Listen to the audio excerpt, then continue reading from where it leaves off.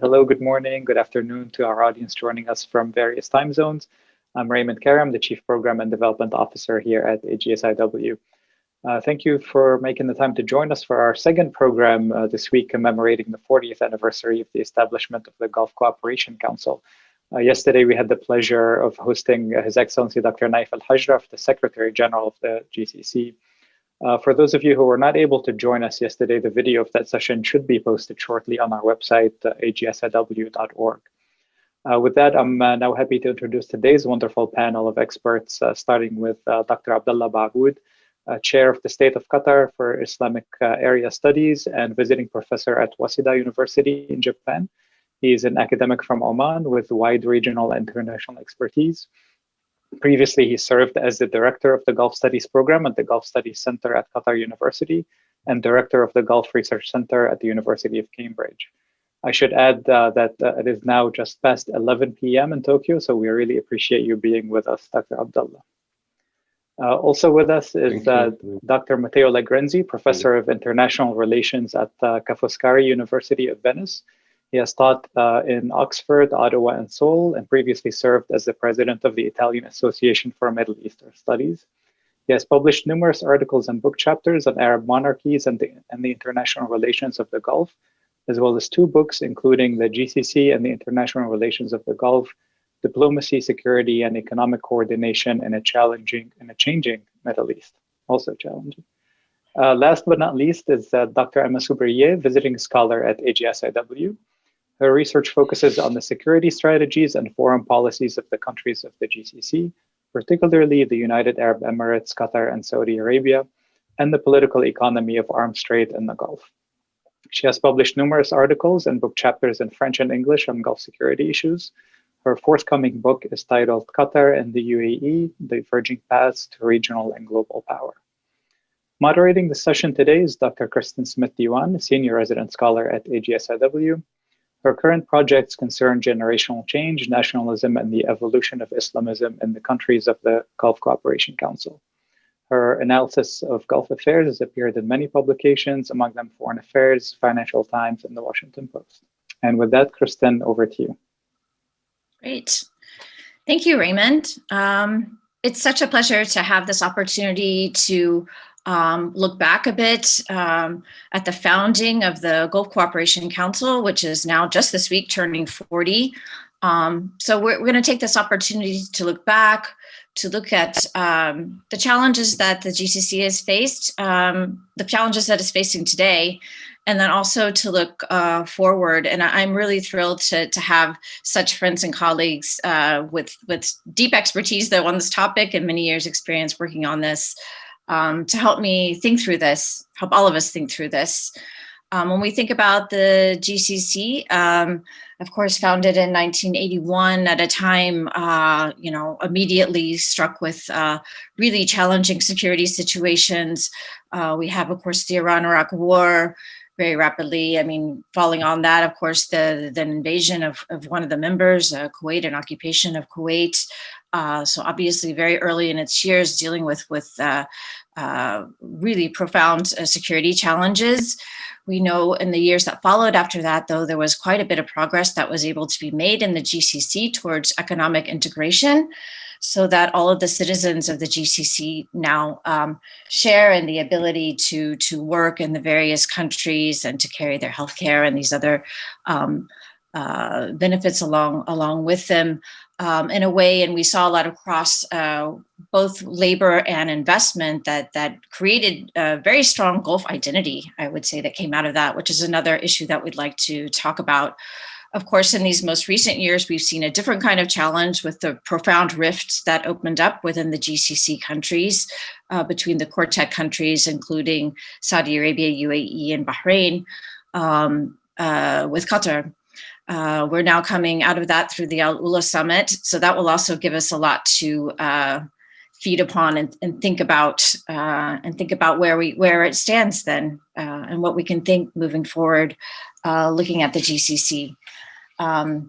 I wanted to, like I said, we're going to kind of put this in 3 sections. One, looking back a little bit, thinking about the origins. I wanted to take advantage of that since we have people with such experts here on the topic, especially with you, Dr. Legrenzi, who's literally written the book on the GCC. Then, as I mentioned, we'll move on to current challenges and look at the future of the GCC, thinking as well about different reform agendas that we might consider. So given that, I really welcome all of you here watching today to go ahead and put in your Q&A into your questions into the Q&A function. I'll be trying to kind of reach out and pull in questions as we're having our discussion as they sort of fit in. So I really welcome you to immediately sort of engage with us as we're talking through these topics. So Matteo, why don't we start with you then? Let's think a little bit about the founding of the GCC and really what drove its establishment. And what you see is its primary purpose, and is that kind of what its purpose has developed into over the years? Yes, thank you so much. I mean, thank you for having me. It's a real joy to be here, to be talking about something I actually know something about, which is not always the case. Once you progress in sort of university management administration, you have to introduce more and more people and more topics that you do not certainly do not master. And so I'll try to be brief because that's the other danger here is speaking too long because you actually have studied this in depth. I mean, I think that one thing that, the conventional wisdom right now that you hear in policymaking circles and so on and so forth is that the GCC was really founded as a counterweight to Iran. And definitely Iran has been on the mind of GCC decision makers, forever. But we also have, I think, to make 2 points here. One, that the GCC was part of a history of sort of regionalism efforts and regionalization that started right after independence from the British for all of these Gulf states. So throughout the 70s, you have quite a few committees, summits, and so on and so forth that are going on. And so this history should not be ignored. So the GCC is sort of a flourishing of that history of collaboration and cooperation that went on the 70s. And also from a little bit more sort of opportunistic point of view, 1981 was definitely an excellent moment because not only it gave an opportunity to the current members of the GCC to sort of keep Iraq out.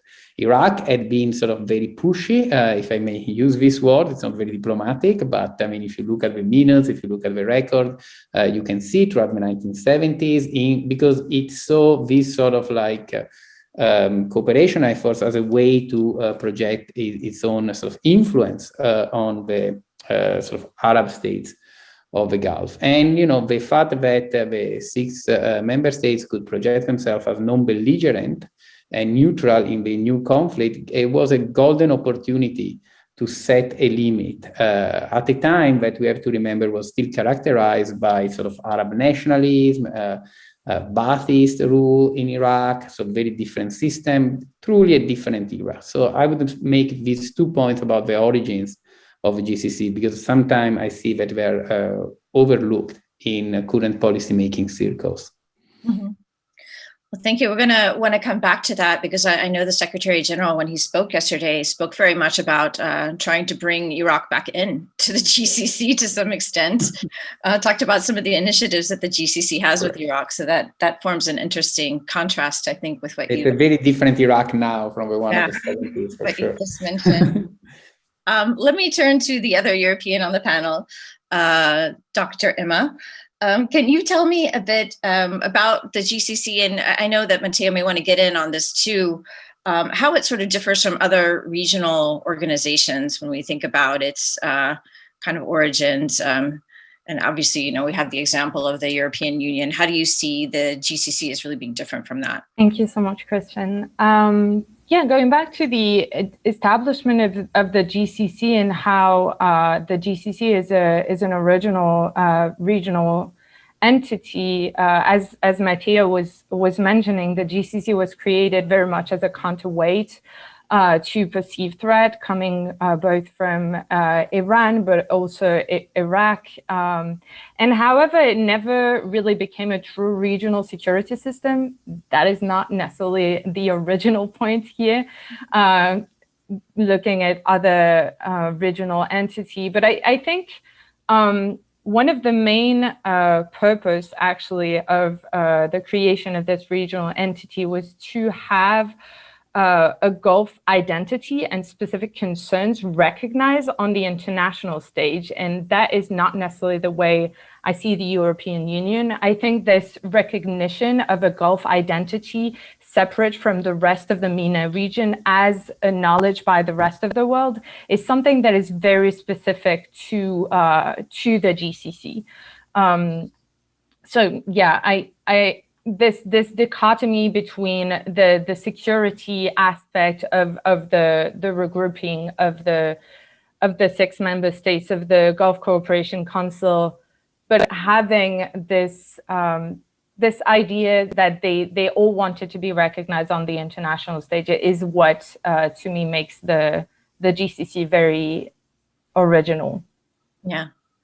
No, and I think we have to say in that mode, it was a real success. I think definitely we do talk about the Gulf states as a separate entity, separate organization, has a very separate position on the on the international stage than the broader Middle East or Arab world. So why don't we talk to Dr. Abdullah then? As a Gulf citizen, then what do you really see as some of the major accomplishments of the GCC? Thank you, Kristin. I want to echo my colleagues to thank you personally and thank your colleagues at the Arabian Gulf Institute for this kind invitation. I think that the GCC, I agree with my colleagues, it was obviously created for what was security reasons at that time, because simply with the British withdrawal from the region, there were always talks about whether these Gulf states would actually continue to function as they were, and there were many obituaries written about their demise, as it were. However, they proved to be much more resilient, and one of these reasons, one of the reasons for this resilience is actually the building of this Gulf Cooperation Council. And obviously we know the history, why it was created, etc. And just want to add to my colleagues that beside the threat that they saw from Iran and Iraq, there was also a dysfunctional Arab regional system at that time because of the treaty between Israel and Egypt. And the movement of the headquarters of the Arab League to Tunis and to Tunisia, and also, of course, the suspension of Egypt in that membership.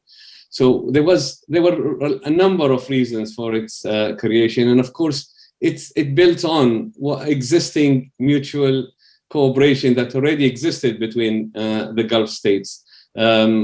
Whether it is, there is historical linkages, there are societal linkages, tribal linkages, etc. And also, it created a much larger market. That was the whole idea as well, is to create a much larger economy of these small countries. In terms of what it has achieved, I think it has been more than it is the total of its total sum of its members. It has created another, if you like, layer of economic power, but also, diplomatic and political power. And to respond quickly to your question, what kind of economic development that has taken place? Of course, when it was initiated, it created a free trade area between its member states. It then moved on to create a custom union between the member states. In 2003, 2007, there was the common market that was created. Of course, there was also the talk and the development on the one currency, single currency, and Gulf Central Bank. as it were. But it also opened the borders, it opened the doors for people to travel, and there was a free flow of capital, goods, and people. And there were a lot of joint projects that this organization has orchestrated, whether it's the rail project, whether it's the electricity grid. All of these, of course, add to the achievements of this regional organization. Of course, there are some shortfalls, and those are something we can perhaps take on later. But in a sense, it has achieved more than people would have expected in many ways in a very short time. Thank you. We have a question I wanted to bring in, and it flows in well with another issue that I wanted to bring up with you, Matteo. The question is about, do you agree that the political systems of the GCC are a barrier, it says, in creating a Security Council, but we could talk more general about the political systems and the distinctiveness of that, getting back to this issue of how the GCC differs from other regional organizations.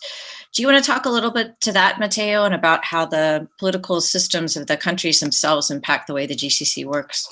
Sure, I think this is an excellent question. I mean, I think one thing that, we're both Europeans, Em and I, but I think one thing we really should do when we talk about the GCC is abandon Eurocentrism and a Eurocentric idea of regional cooperation. This sort of has been a sort of obstacle even for European Union dealings with the GCC. It's oftentimes were proceeded at a slow pace because there was this sort of like symmetry that was sought and was not there. And this goes to the question at hand. I mean, like at the end of the day, these are different political systems. Rulers rule in the Gulf, and this creates a very different dynamic. So I wouldn't say that it creates necessarily a barrier, because if anything, when rulers agree, things can move very swiftly. And sometimes we have seen this in the past in the history of the GCC. On the other hand, we should not expect sort of like the workings and the functions to proceed in the same way as they do, for example, within the European Union, but also the Organization of American States or the African Union. So just to mention a few regional organizations. So I think that the peculiarity or the difference in the political system makes the GCC different. I wouldn't say it makes it, and this is not a normative value, it just makes it different and it works differently, and one really has to look and talk to the people who work at the Secretariat, follow the sort of the Supreme Council meetings, and then with time one understands that it's a different ball game from other regional organizations. Do you want to add any more about sort of how those two interact? Basically, we have the Secretariat and the organs of the GCC functioning alongside these kind of the decision-making that's made by the rulers themselves. Anything that you've noted sort of in how that interaction plays out? Yeah, absolutely. I think, to add to what I was saying before, one thing that one should not expect and should not expect in the future from the Gulf Cooperation Council is supranational powers, similar to the one that were developed by the European Commission, albeit at a sort of even there at a halting pace. This is not in the cards. It has always been the case. People are very open about it. I mean, I think I interview all the Secretary Generals, all 6 of them, from the inception. And it's particularly I spent quite a long time in Kuwait with Abdullah Bishara, whom I greet if he ever gets to listen to this recording. So thank you, Your Excellency, because you made me for what I am today. I mean, you were very generous in your time, and this has never been sort of something that was sought after by the GCC Secretariat. Every GCC Secretary General has freely admitted to this from the beginning. So supranational powers are not there. The way it works is that there is a Supreme Council, there are ministerial councils, they meet, they assign tasks to be fulfilled for the next meeting, and then the people of the Secretariat, they try to, in a way, have the cards, which is not difficult. This is similar to other regional organizations, very difficult because you have to get the national bureaucracies to collaborate and achieve a particular task that has been set by either the ministers or even the supreme leaders. and then they report back at the following meeting. So the real question, I guess, the follow-up question is, did the GCC secretary develop a corporate identity? Mm-hmm. And I would say yes. So has it made a difference? Have things happened that would not happen if the GCC secretary had not been there? And the answer is yes, in certain fields. And I think Emma can talk to that with great authority. Like, real security defense cooperation has always been a bit above, if not the pay scale, but the rank of like a secretary without supranational powers. But in the economic and financial fields, as Abdullah was saying, you definitely have seen progress over the years. Well, let's move on to some of those challenges. And I think when we look at the GCC and, judge it in a way and look at the expectations of what it's trying to achieve at the current period, we have to acknowledge that it's a really difficult global period right now, right? A period of really huge transitions. If we look at that security situation that you were just talking about, we're really moving to a period, I don't know if we can call it Pax Americana, but definitely beyond the old kind of model of where you had a US security umbrella and the other states for kind of more passive within that, to one where the US is stressing a lot more burden sharing, and the Gulf states are taking a much larger role in their own security. And this obviously has resulted in a lot more competition amongst the Gulf states over their politics and their strategic direction. So what, Emma, if I can turn to you, what roles, since I know you've thought about this a lot and about the kind of security complex of the Gulf, what role do you think the GCC can play in security cooperation? Yeah, it's a perfect transition, because to the question of whether it was the political systems that were the main barrier for creating a security council, I think it's important to remind ourselves that the divergence of threat appreciation sometimes and priorities in the region, especially as we've seen since 2011, has been a huge barrier, a lot more than a political system. And I would add that as we talk about the Gulf, when it comes to security, we talk about the Gulf regional security system or complex as it was established pretty much or confirmed in the 1990s. And I think the dynamics of these Gulf regional security complex have evolved a whole lot, especially when it comes to, as Greg Goss was saying, one of the particularities of the Gulf, as opposed to, making the Gulf a region that is really separate from the rest of the region, was, among others things, the triangular competition between Iran and Iraq and Saudi Arabia. And what we've seen especially since 2011, is that if you're going to talk about a multipolarity of the Gulf, you have to add the UAE and Qatar at least, if not other poles of power. And I'm talking about that because when we talk about a post-Pax Americana in the Gulf, one remark that I would put forward is that rather than the end of a Pax Americana that would suggest that the US is actually moving away from the region, I think what we are witnessing is also, from a global perspective, the rise of a new Pax multipolar in the Gulf, which includes but is not limited to the US in the region. And we've seen a lot of Gulf countries, including the UAE, really taking advantage of the multipolarity of international relations today. So I would say that the role that the GCC as a regional entity can play is to make sure somehow that within the Gulf region, the positivity and the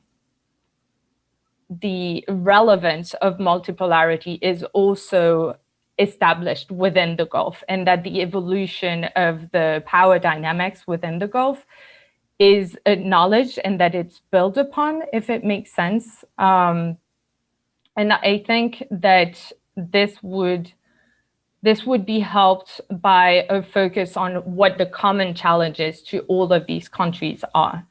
And I think, especially in the current context, I think we mentioned the conference yesterday with the Secretary General of the GCC, and I thought that one thing that was extremely interesting in what he was saying was how he identified one specific threat, main threat per decade, pretty much.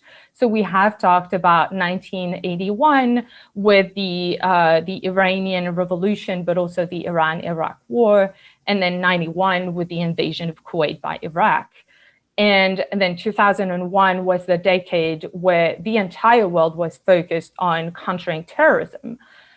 Then 2011 comes in and you have the Arab Spring and the question of popular unrest and how it was very much as, it was a big reason why the GCC was formed. It was to be a counterweight to two major regional powers, but it was also to consolidate the commonality of their political system, precisely, and make sure that their regime stability was preserved.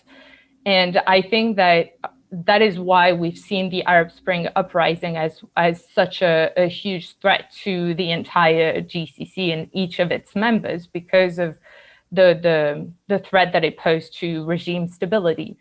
And then coming along to 2021 now, what I thought was very interesting was that the Secretary General yesterday was talking about, this decade is going to be the decade of it's COVID-19. It's all of the above. It's tackling security and economy and education and the really human-based security all together. And I think that it would be a mistake to put that aside, saying, yeah, this is just now, but the real questions are still hard security. We need to just focus on hard security. I think that would be a mistake, because we are seeing a region that is evolving and an increasing acknowledgement that there is a need to shift threat prioritization to a more human-based approach that could help more cooperation between all of these countries. Well, let me bring in a question then. We have a question from Mohammed Al-Muhedri. If I can turn to you, Abdullah, he makes the point that some regional international organizations with a common perceived threat, such as NATO, we could talk about that now if that still holds true as well, successfully achieved considerable security coordination. So I guess that begs the question, is there a shared, Emma kind of gave the primary threats that they see throughout the decade. Can we talk about perceived threat perception amongst the different Gulf states today? Or do you see a shared agenda today? Yes, I think there is, to a certain extent, a shared threat and a shared recognition of at least some of the threats that the GCC states face. I think where they differ mainly is in how to handle these threats and what kind of policies do they employ. And I just want to take a step back and say, look, many regional organizations were created for security reasons, even the EU itself. However, history tells us, and study of regionalism tells us, that economic integration takes precedence because it's at a lower level, as it were, and it doesn't touches sovereignty and high political decisions. And I think the GCC has achieved a lot in that respect. Of course, there are a lot more that they could do, but in terms of security, they have also worked towards that in certain respects. They tried not to show it as a security organization, although that was, as we said, the main reason. But they have created, in the 1980s, the Peninsula Shield. They've created the Belt of Cooperation in 2001. They've done some intelligence sharing in 2004. They've created a Gulf Academy for security studies in the UAE in 2014 and 2013. In 2014, they also created a unified command for their air force, etc. So they have moved quite a lot, but what actually stops them from moving forward is that we have to recognize that these countries, as well as they share similar threats, they also have their own common problems between themselves more than anybody else. There are, of course, there is historical antagonism, there is political rivalry, there is tribal rivalry between the ruling elites as well. And these, to a certain extent, haven't really died away. And we can, as we can see, the recent crisis or previous crisis in the GCC, these kind of historical problems, they raise their ugly head from time to time and interfere in the working of the GCC. So there is a little bit of mistrust in that and amongst their member states. We also have to remember that when we look at the GCC states, we are really talking about Saudi Arabia being the largest of them all in terms of size and population, etc. And that in itself obviously is useful. Because Saudi Arabia can get all the smaller countries to work together. But on the other hand, there are conflicts with Saudi Arabia between some of these member states, whether they're border disputes or all those historical issues that I mentioned earlier. And that mistrust continues to plague the forward-looking of the GCC. They have achieved some sizable cooperation, but it is definitely not enough, and there is a lot more that they could do if they were to change some of their policies, if they were to maybe create a new set of rules that they can operate on, because the current set of rules, whether it is the charter or the principle of how the GCC is created, is slightly perhaps outdated now, because it's 40 years since it was written, and there is more to be done. Yeah, let me stay with you just for a minute and press you, because I can see that the questions that we're getting are pressing us to be a little bit more concrete and less conceptual. So let's just dive into some of these exact problems that you were talking about. Of course, the most significant one being the recent Qatar boycott. And Greg Gauze is with us and has asked how significant was this setback of the Qatar boycott for the future of the GCC? Particularly, and this is an interesting element to bring in, that was different about this conflict, the way that not only it was an internal rift, but the way that it brought in the citizen level. The conflict also involved blocking citizen from citizen travel and affected citizens very directly.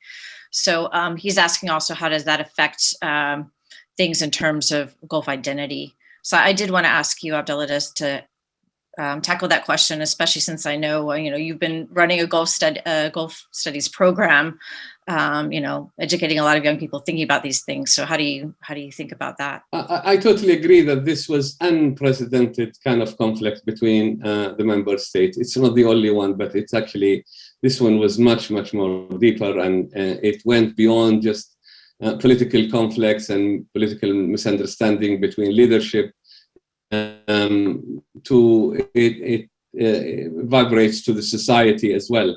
But if we want to just focus on the GCC itself and how this conflict affects the GCC working, let me just give you one simple example. The Common Market Agreement that the GCC signed in 2007, became effective in 2008, calls for free flow of capital, people, and goods. This conflict or boycott, blockade, however one want to call it, actually goes against the agreement. And as we know, regional organizations are based on a number of things. And the two most important things is trust, and other thing is agreement. So if agreement wasn't respected, the conflict did not go to the GCC mechanisms. It was not agreed by all the GCC states. Some members of the GCC states decided to take those measures against Qatar, but without consulting other member states, or without going back to the GCC and to see how this is going to reflect on that agreement. So that in itself actually makes a big dent in the confidence and the trust of the business people, of also international partners, because as you know, the GCC is also negotiating or has signed a number of free trade agreements with a number of states and negotiating others as well. And this begs the question: if this is going to happen in the future, what is going to happen to our agreements? Because they signed those agreements on the basis that this is a common market, and obviously this conflict goes against the whole principle of the GCC, and also it goes against the agreement itself that they have all signed at the Supreme Council. And no other countries or other member countries like Kuwait and Oman were actually, their views were taken into this. So it actually rendered the whole GCC agreement, but the principle and the charter and the ethos of the GCC, it put it in a real question mark. What is the future of this GCC if member states can act this way? Luckily enough, this rift has now been is over through our summit, but I think the wounds will continue with us for a long time. Obviously, this is going to affect the identity of this Gulf identity that the GCC has been trying to build. A Khaliji or a Gulfi identity has been largely dented to a certain extent, and it will take some time to overcome this. This is not going to be easy, and I don't think this is something that we can just ignore. And I think this is going to beg the question, where do we want to take the GCC from here? What lessons have we learned now we are in the 40th anniversary? What can we improve? How can we avoid these kinds of conflicts getting out of hand? What kind of mechanisms we can introduce to the GCC for conflict resolutions, etc. All those questions, I think this is the time to talk about them, to ensure that we are working from the same page in a frank and an open manner, to confront everybody and to get the feeling that this GCC is not utilized by one country or the other, or it's been used as the whims of some leaders in the country, but it is in fact an organization for all the people and all the countries in the region. Let me ask you, Matteo, we're getting a lot of questions here about Yemen and whether the GCC can play a role, or the roles. I mean, this is another place where we've seen different visions of the GCC playing out within Yemen, and some coordination as well. We have a question from Karen Dabrowski. Do you think the GCC can play a role in bringing peace to Yemen? And also questions about, can we expect Yemen or southern Yemen to join the GCC? That's from Jassim Hussein. Excellent. Thank you so much. These are very pragmatic, concrete questions. I really like them. They're excellent. I mean, the GCC did play a role in Yemen in 2012. I mean, it was one of actually of the highlights of the history of the GCC in terms of they're playing a mediating role as a regional organization. And on the other hand, it also highlights what we were saying before. I mean, it is not an organization that sort of gets a multi-year mandate from its leaders and can, when political situation changes and the relationship between leaders change, and between these efforts can come to a halt.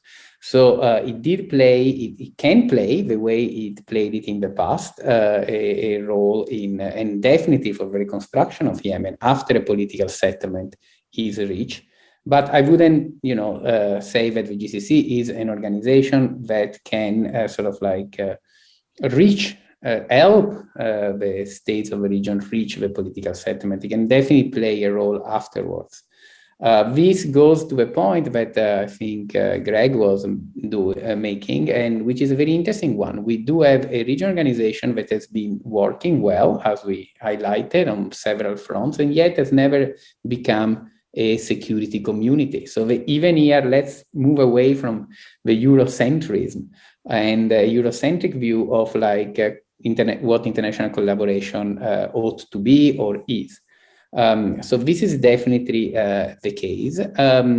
With regards to Yemen, the question of accession of Yemen has been even this on the GCC agenda for at least 10 years. I mean, probably longer. At the end of the day, no, you don't see the possibility. I don't see the possibility of a full membership on the part of Yemen. Definitely, like in the case of Iraq, being invited to various committees, even ministerial committees, that is definitely on the cards.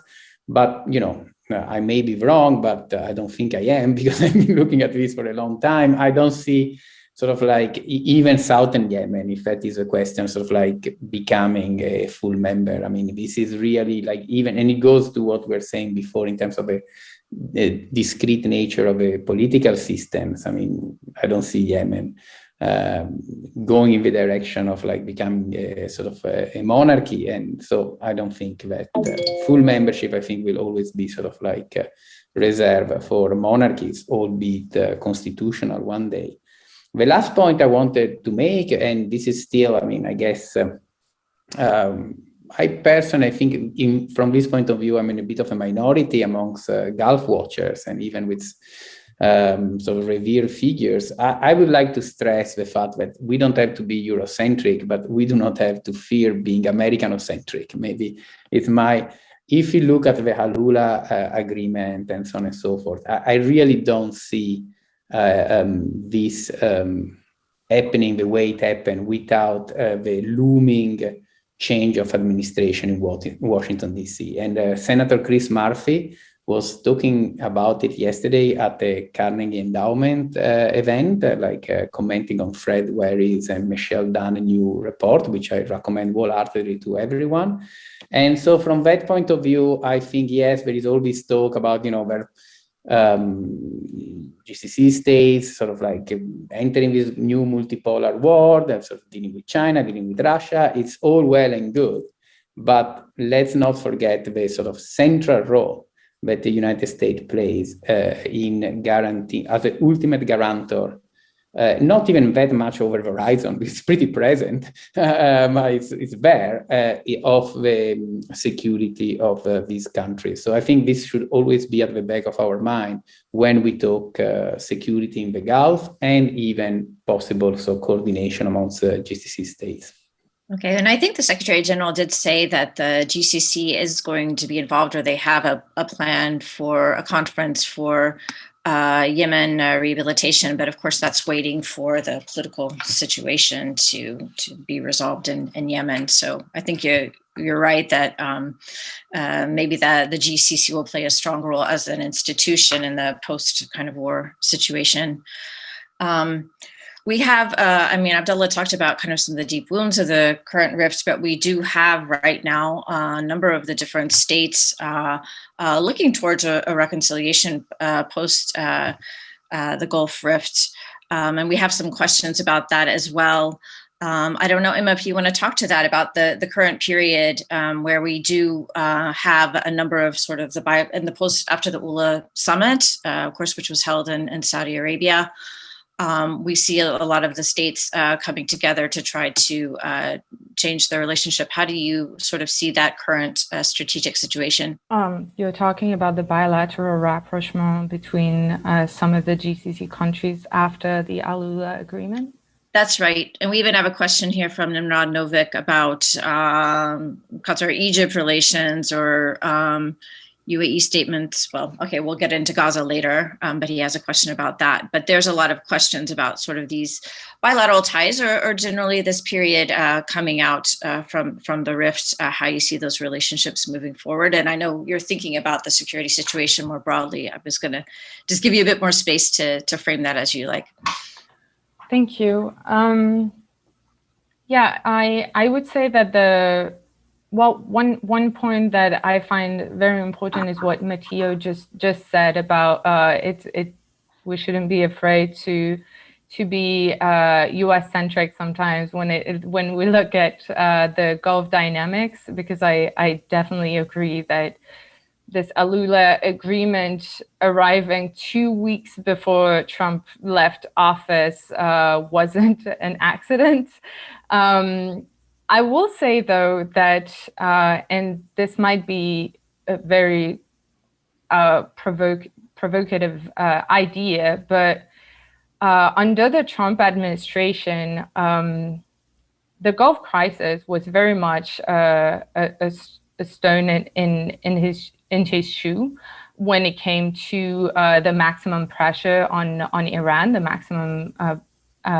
maximum pressure policy, and to some extent the fact that for a little bit the Gulf countries were not united in one front prevented an escalation of the maximum pressure policy, I would say.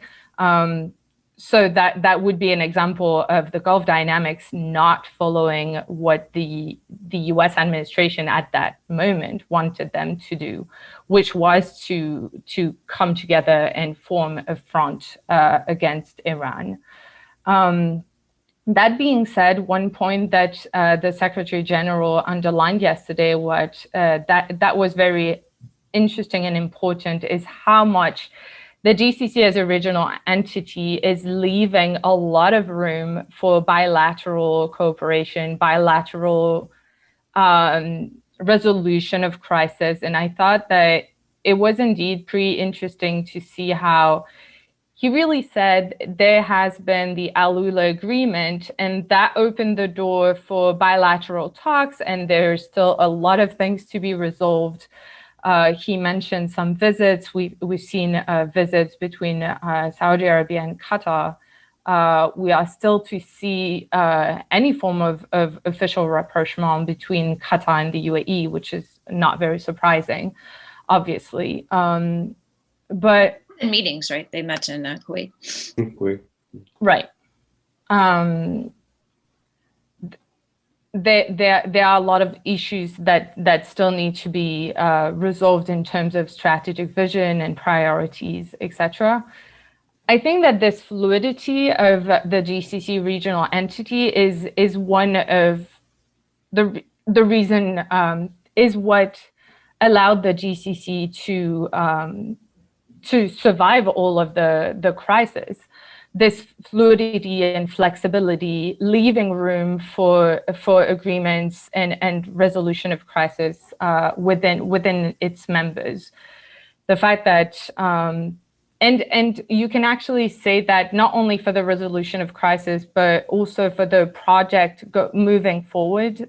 Another point that the Secretary General was mentioning was, you have today the establishment maybe of a GCC with different speeds. So you have, for instance, you can have a bilateral project formed between two of its member states, and then it's open for everyone else to join when they're ready. And that might be a solution to have the GCC stay relevant and an important actor moving forward. That is that institutional flexibility that we were talking about, where they allowed these sort of integration to move forward between, for instance, Saudi Arabia and the UAE, as long as it is within the framework of promoting greater integration amongst all of the states. Let's talk a little bit. We're getting a lot of questions when we talk about fluidity and the challenge of these different regional visions. One element that we have seen is that, of course, a lot of the states are looking outside of the Gulf for their other regional partners.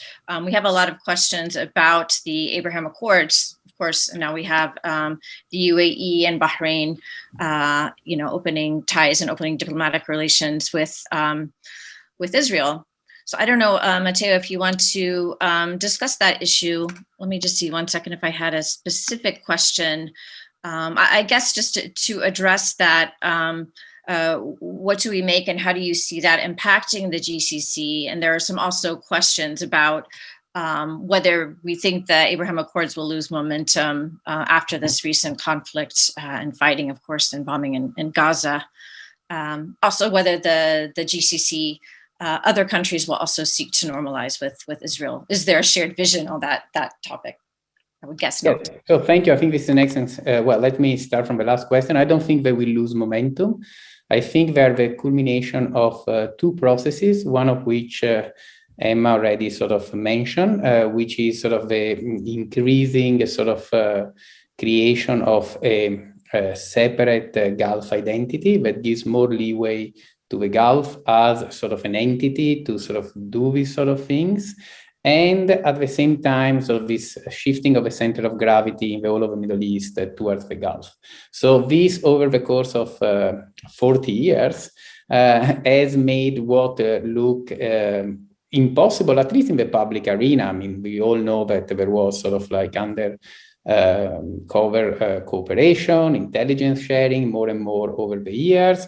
But sort of like, I do remember, because this comes, because Abdullah is here. So I remember, we were both younger and presenting at the NATO Defense College in Rome. And we were saying, but it was unfortunately a very different anniversary for the GCC. I say, well, one thing that we don't want to do, like in the GCC doesn't want to do when collaborating with NATO, is giving the impression that one day this may sort of look like collaboration with Israel.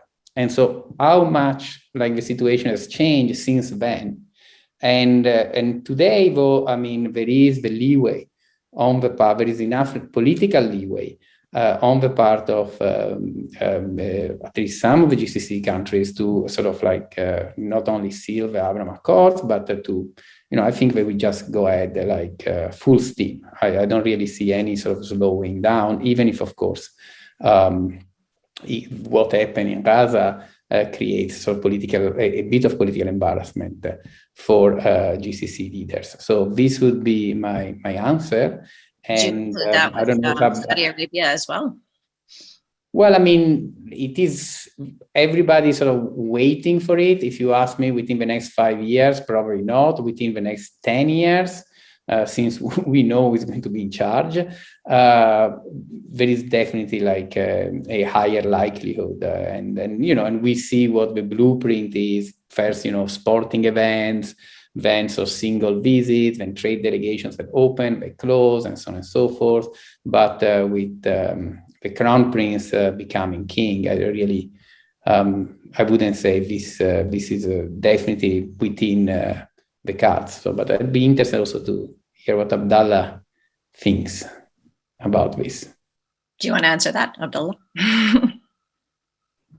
I was trying to avoid answering that question, but if you want me to, you put me on the spot. I think I would say, look, generally any move towards peace in the region is welcome, and the area and the whole region has suffered from conflicts for a long time, and obviously,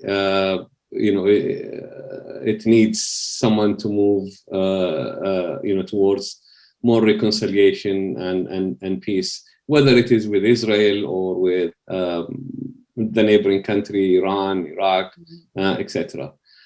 So that is like a general statement. But I think at the same time, we have to take into consideration that the Gulf states have been cooperating with Israel long before the Abraham Accord, and it was all under the table, it was secretive, etc. But there has been a lot of, at least a number of the Gulf states, I wouldn't say all of them, there's been a lot of cooperation in that regard.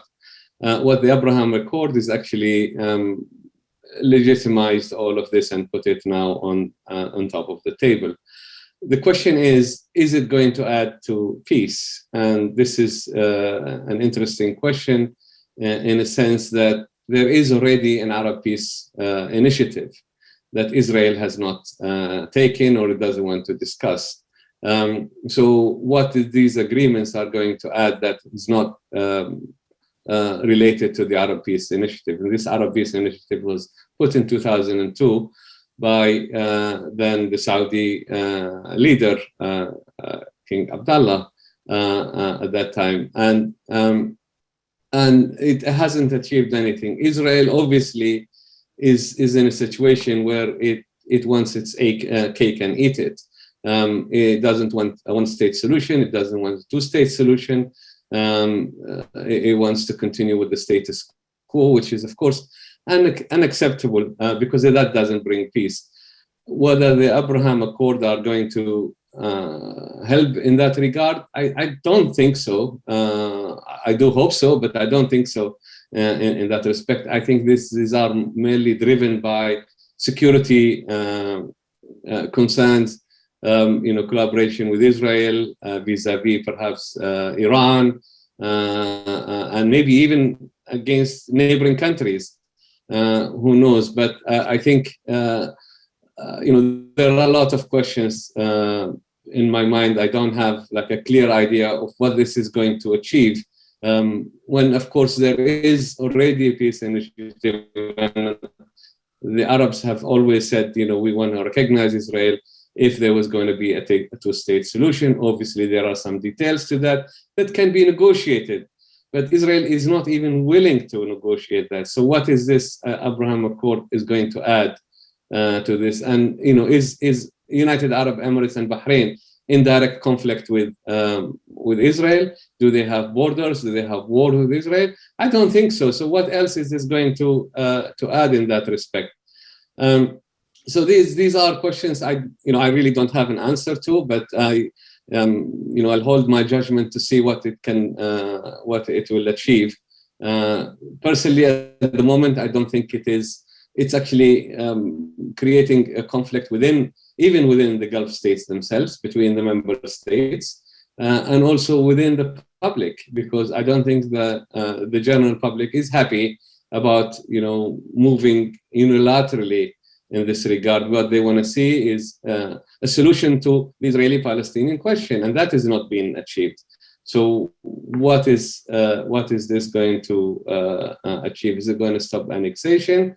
Obviously, it hasn't. Maybe only to a certain extent, but that was going to happen anyway without the Abraham Accord, one could argue. But we've just seen the recent crisis and the Israeli and Netanyahu's policies in the region that are not necessarily helpful. I'm going to intervene just because we're running out of time completely, and I wanted to give a chance for everyone just to give very briefly 1 minute, because we haven't looked too much forward about the GCC. I welcome you to say either really quickly in 1 minute, really what reform would you like to see either implemented, or what do you see a big issue where you think the GCC really can play a big role moving forward? I know, Emma, you've hinted at some of these human security issues. That could be something we could bring in, but just 1 minute each, please. Thank you. Let's start with you, Emma. Thank you. Piggybacking actually on what Abdullah said, I think it ties nicely with the fact that moving forward, the GCC and all GCC member states would really need to continue prioritizing more human-based security, but also the threat perception and the strategic vision of their people. And I think that what happened between Israel and Gaza was a really good example of a gap between the strategic calculi of leaders sometime and the perception of their populations. And so moving forward, I think both in terms of politics, but also in terms of security, it'll be important to take human aspects more into account. Thank you. I've just been reminded, I know, Matteo, you need to leave us. Do you have one quick thought? Yes, absolutely. I would say two things. One is the rewriting of a GCC charter and maybe the prologue, which will be important, at least from a symbolic point of view, because if you look at it and if you go read it, you see that it's steeped in the language of the Arab nationalism, of late 70s and early 80s. So now it really looks like more of a document of its time, but anything that is sort of relevant to the situation today. And also it may actually help with the functioning of the GCC, because like Abdullah was saying, there is this commission for the settlement of disputes that has never been activated. There are all these sort of parts that in French we say are caduc, and or are really, and so, you know, it would be nice to have this sort of like a realistic step forward, even a little bit like from, you know, the League of Nations to the United Nations, so a little bit less aspirational, a little bit more focused. So that would be something achievable. I mean, the new Secretary General looks like very switch on, very pragmatic. So it's something that he could promote, and I think it would like encounter the favor of the leaders. So from the point of view of the workings of the organization itself. And in terms of its regional role, if sort of like an agreement, which is a very big if, but let's say within the next 5 to 10 years, that's not impossible, is reached with Iran, a sort of an intent cordial, you know, to have the GCC play a role in all the ancillary sort of like aspects of that agreement, in terms of shared development, in terms of maritime security, in terms of like human security. That is something that I think the GCC could do. Of course, it's not there to reach that political agreement, and that it seems a bit far off at the moment. But as we said at the beginning, rulers rule in the Gulf, and the Crown Prince of Saudi Arabia has already sort of expressed his willingness to reach an accommodation with Iran, maybe influenced by the new sort of atmosphere that you breathe in Washington, D.C. So I definitely think that the GCC could sort of like help implementing such an agreement if it is reached within the next decade. So these are my 2 thoughts, but very happy to be here and celebrate another anniversary of this beloved organization. Thank you, Abdullah. Do you have one quick thought before we close up? For your wish list for the next 40 years for the GCC? Yes, if you would allow me, Kristin, thank you. I would say that, look, the GCC is actually a product of the 1980s. We are now 40 years later, many things have changed and many lessons have been learned. And I think this may be a good opportunity, a good moment to take stock of what has happened, what has worked and what hasn't worked, and redefine the GCC, revisiting its charter, revisiting its objectives, deciding whether we want to go for much more deeper integration, as it were, or do we want to also expand the GCC and enlarge it? And if we want to enlarge it, how? It doesn't have, you know, with these monarchies, except other members that are not monarchies within the GCC. These questions need to be answered, and if not, what other mechanism that could be linked to the GCC? For example, we have ASEAN, and then you have the ASEAN Regional Forum. Could we create something like the GCC Regional Forum, where you include other countries that are not necessarily part of the GCC and don't have to follow all the agreements of the GCC, but at the same time aspire to have a much peaceful regional cooperation and integration? We are also facing the dynamics of, you know, economic development that is going to be challenging for the region because of COVID, because of the fall of the oil prices. We have new visions that each country has done. So we need to move forward, and we need to move forward on a solid ground that takes the GCC and keep the GCC as a body that can actually achieve these objectives. It's been a good organization. It has its own faults, but it can still function. It can work if there was the right intention and if we can redefine what it wants. So I think redefining the objectives. Great. Well, thank you to all of you. And one thing that we have seen, obviously, is a great resilience with the GCC, with really profound challenges at its origins and now in the last few years as well. So I really appreciate all of you helping us to think through that, and as we all look forward to a better future as well for the GCC.